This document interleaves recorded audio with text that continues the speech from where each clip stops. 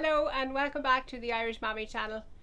We are in the middle of July, which means jungle time for the garden. I have been out last night or yesterday evening taking the side shoots of my tomatoes and trying to tidy up my cucumber and gherkin plants, and this is the result. I'm not sure if you can actually see the full impact of that mess on my greenhouse floor, which still hasn't been tidied up yet. So I came out to finish training up my cucumber plants. You can see them here behind me. I have 1 cucumber and 3 gherkin plants in there, and they are still like a jungle after having them tidied up. So I was just this morning I have just been training some of the vines up on the ropes or the strings that I have already dropped, and I'm just about to drop more strings. I've only 1 cucumber plant there, so I'm letting it trail away and send out all the vines that it wants, and I'm going to train each of the vines on a string.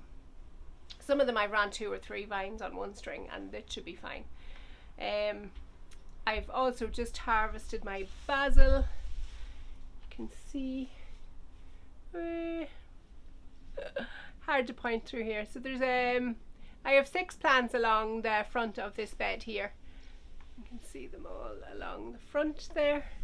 Having some pest issues with sawfly, and honestly I dealt with sawfly in this greenhouse last year. I should have known. I hadn't got rid of it fully. So it's minor damage, just a few chewed leaves. I found a few caterpillars, and they brought them to an end. I've looked for more, I can't find any, but that's not to say they're not there. Thankfully there's no damage on my tomatoes, which tells me they haven't made it to the tomatoes yet, and hopefully I've got them in time that they won't. But even so, I didn't really feel the need to treat them last year. They didn't get too out of hand, and I haven't planned on doing anything yet this year. Now it'd be a different story if they were annihilating my plants. They really just chew the leaves. There might be some minor damage to the lower trusses of tomatoes if they were to get on the tomatoes, which they did last year. But I found just coming out and picking them off the leaves was enough to keep them at bay. So I could put down maybe cornmeal on the plants, maybe spray the plants lightly with water and put some cornmeal on them. That's supposed to get rid of caterpillars. I could also use BT as another organic option as well. But you know, if I don't have to go to the hassle of it, I won't. So I'll just keep an eye on it now that I know they're definitely there. I'll just keep an eye and make sure I keep them under control, and if they're not, if they're getting out of hand, then I will do something and treat them. So I just have to drop some strings now. Oh, I'm going to show you the basil I've just harvested. So I have a fairly good harvest of basil there, and that'll make a batch of pesto anyway. That's the first harvest of the basil, and you can see the leaves are yellowing a little bit, so there's obviously some nutrient deficiency. I also have some cucumbers to harvest down at the bottom of the plant here. So when I get the strings dropped and get those cucumbers harvested, I will go along and feed everything then in this bed, just to make sure everything's growing right. So this is 1 cucumber plant. Wait till I see if I can zoom you out there. So there's 1 cucumber plant in the corner here, and I have trailed 2 vines over here, and I have 2 vines sitting down here ready to train again from this top string that's running along the top. This is 3 gherkin plants, 1, 2, 3, and I had 3 strings ran for those, and then there runs a string then across at the back, so I bring them up the dropped string, and then I run them all along the string along the top. I also took out a pile of the leaves because it was such a jumbled mess. Rather than trimming off vines, I decided I'd trim off leaves and just let a little bit more airflow in through the plants. That's an experiment. I haven't actually done that before. So it could be that I've taken off too many leaves, and maybe the plants won't have enough energy. So don't all rush out to pull the leaves off your cucumbers or your gherkins just yet to see how mine turn out first. So my tomatoes, like this mess, the majority of this mess was the trimmings of my tomatoes. I had side shooted maybe the 3 or 4 along the front here, because they were handy got at, but the rest of the plants in behind, which is a further 3, 4, 5, 6, 7 plants, had just got completely out of control. The side shoots on the bottom of the plants had just taken over completely, and the whole bed was full. Like it was nearly impossible to walk in around the plants. And I should have got a before picture, but it was just one of those days where I got stuck into the job and never thought of my before picture. And you can actually see one of these plants in at the very back. I'll zoom you in there. Had been lying on the ground, and just look at the roots that it was sending out. So that will just tell you how easily a tomato roots in. I have gotten some ripe tomatoes. I had sun golds, they were the first ones, and you can see a little few in there. What can I see? So there's one ready there to pick at the minute. Gardener's Delight here hiding behind this are starting to come ripe as well, and actually there's a Gardener's Delight in at the back there with a few. I think there's one ripe. Now there is a little bit of splitting on them as well, and I have a Marmond ripening down there as well. Other than that, no tomatoes, and I actually have to go up and look in the polytunnel. I think I might have some ripe tomatoes up there now at this stage. So just the start of the tomato silly season, which I have to say I'm really looking forward to. I have a bit of a party coming up next weekend that I could do with all this fresh produce for, so that's what the cucumbers will be kept for that I'm about to harvest. This basil will be turned into pesto for a pesto pasta salad. When I'm entertaining, I like to do as much from fresh produce as I possibly can, and then obviously buy in the rest. So yeah, I might get to show you my nice tomato, cucumber, onion salad, which sounds really simple, and it is very simple. But I found the simpler you keep a lot of your fresh ingredients, the better. And it really is just a simple salad with a tiny drizzle. Just chop up my tomatoes and cucumbers, kind of biggish bite-sized pieces. Then slice my onion in half moons. You can use red onion or white onion, whichever you prefer. Salt, pepper, small pinch of sugar, and then a wee drop of vinegar, and the tiniest drizzle of olive oil, and then just leave it marinating in the fridge. And the juices come out of the onions, tomatoes and cucumbers and make this lovely briny juice that it all marinates and steeps in, and serve it nice and cold straight from the fridge, and it's just absolutely gorgeous. Particularly on hot summer days, which, if you can see the sky behind me, they're quite lacking at the minute. It's pretty much rained solid for 2 weeks here, so not really prime gardening weather. I'm trying to keep up with a bit of gardening outside, but honestly, when it's absolutely lashing or you're out for 5 minutes and back in because of the rain, you don't be long giving up. But there will be a tour of the outdoor garden there very soon, and of course the row crops that I have out in the garden as well. I have to show you them because I'm pretty happy with what's going on out there as well. As for the polytunnel, honestly I haven't seen it in probably close to 2 weeks. I harvested my new potatoes. I'd say it probably is 2 weeks or very close to it. I've done nothing with that bed since, but I'm hemming and hawing. I might put French beans in there because it's quite cool now for the time of year. I don't think I'll get away with putting French beans outside. Now I might chance it outside as well, and then just have my insurance crop in the polytunnel. So yeah, no tomatoes harvested yet, but I think I have some ripe up there.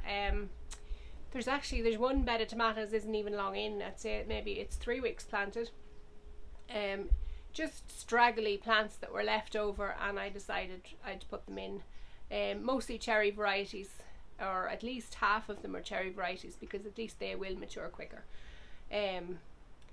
So, and the other thing is, they'll keep me going with tomatoes in September and probably into October. Now, they don't taste just as nice, but even if they're not, I can use them to make pasta sauce, which is what I love to do with cherry tomatoes, because they're that bit sweeter.